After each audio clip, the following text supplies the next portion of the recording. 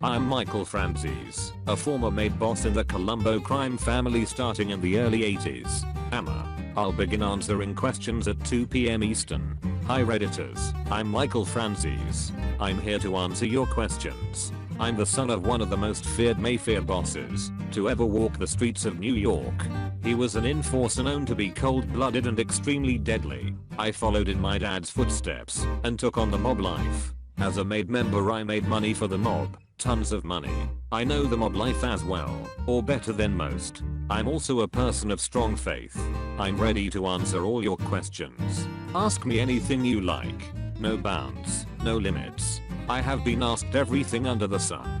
If I choose not to answer I know how to take the fifth. I've done that many times in my former mob life. But I assure you I won't this time.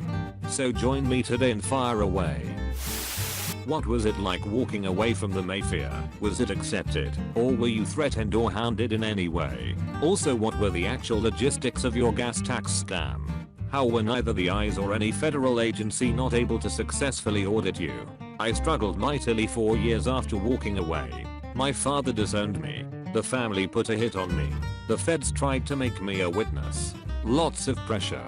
Very tough. And very tough for me personally. Even though I didn't hurt anyone, I felt like I betrayed my oath and it really troubled me. Only God and time were able to fix that.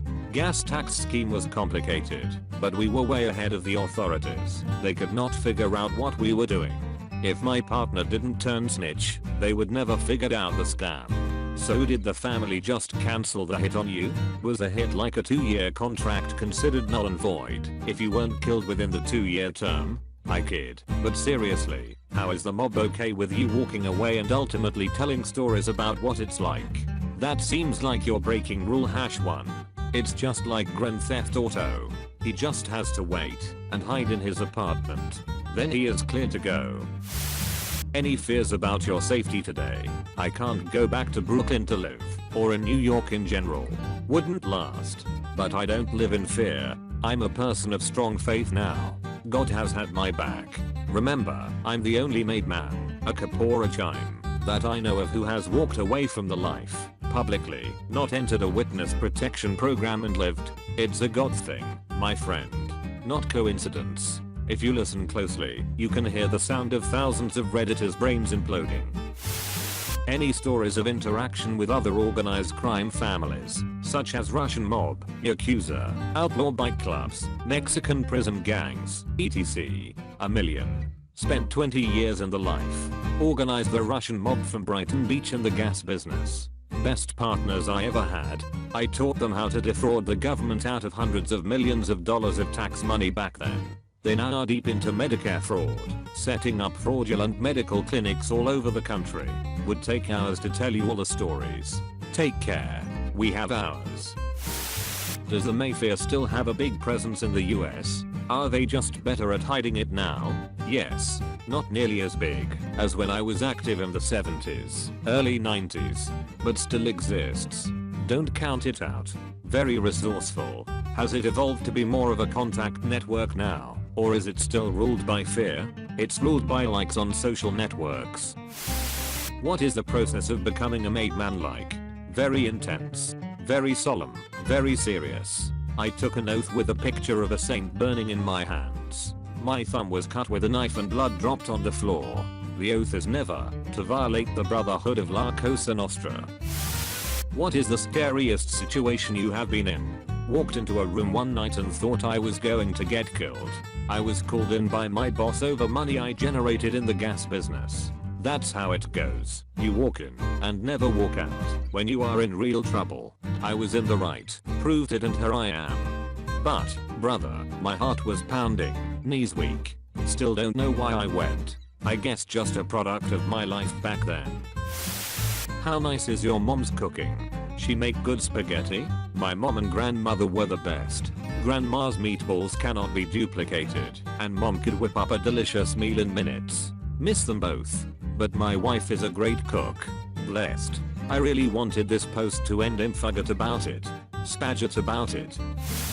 I see this question asked all the time, but never to a legitimate former Mafia boss. How accurate are most mob movies / television shows? If you could recommend one to watch for authenticity, which would it be? Most authentic, Goodfellas and Donnie Brasco. They mention my name in Goodfellas. The bar scene. I knew those guys very well. My era.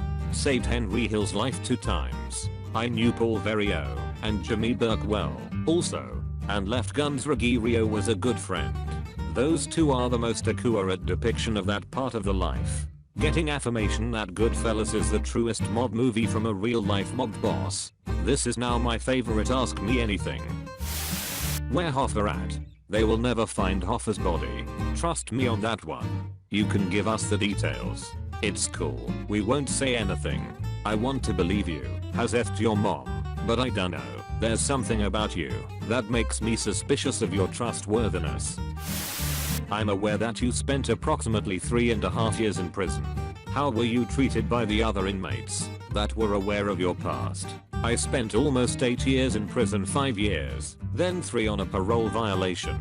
I had a lot of publicity. I had a pedigree going in. I was treated well, with respect because I treated other inmates well. Respect is a big thing in prison. FYI, both John Gotti and Carmine Pacifico, my former boss, were both smacked around in prison. Guys doing life without parole don't care who you are. If you disrespect them, they have nothing to lose. Didn't hurt that Fortune magazine named me as one of the 50 most powerful mob bosses in the US. What were the most popular methods of intimidation and/or extortion? Just following through with what you say you are going to do. If you say I'll beat you with a bat, if you don't perform / pay, you know they will. It's knowing you back up what you say that scares people. That sounds a lot like good parenting advice. What timing? I just watched that program about the 10 commandments of the Mafia, and now here you are. 1. Where did you get the idea for the gas station scheme? And since it was getting so big, did you have any sort of an exit strategy in case the authorities got too close? Or would you just keep running the scam until you went down with the ship? 2. Who was the scariest person you ever encountered, and what made them particularly frightening? Gas tax scheme was 1 in a million. So much money. Better than drugs and a lot less ugly.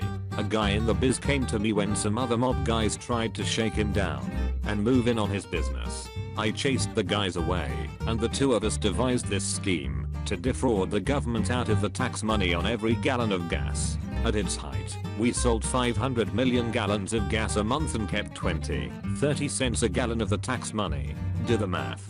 Lots of money. My dad was scary. Saw him go off on people. Scare because he was no BS. He would do exactly what he said. No fear in him. Hi Michael. What is your relationship with your father like these days? I know inside the American mob you spoke about it, but is there anything else you would like to add? Also, what was your single best day, money-wise, whilst in the Mafia? And finally, will we ever see the sort of organized crime capabilities that Cosa Nostra had ever again? Thank you. I still love my dad. He's in prison until 2017, when he will be 100, God willing. I feel a bit guilty I haven't visited him as often as I should. Just so burned out on prison.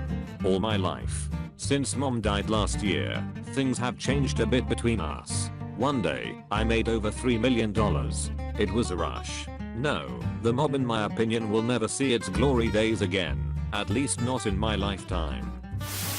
What is the most unrealistic part about the Mafia as portrayed in television and movies? Really depends on the movie you're talking about. Goodfellas, Donnie Brasco, realistic. The Sopranos? If a mob boss was ever visiting a psychiatrist, he would be in the trunk of a car by the end of the week, along with the psychiatrist. But the family interaction was fairly legit. How do / would crime families view the more modern organized street gangs? A means to an end as partners or just petty criminals not to be trusted? Petty criminals. No respect for human life. We chased them from our neighborhoods, if they would even dare to enter.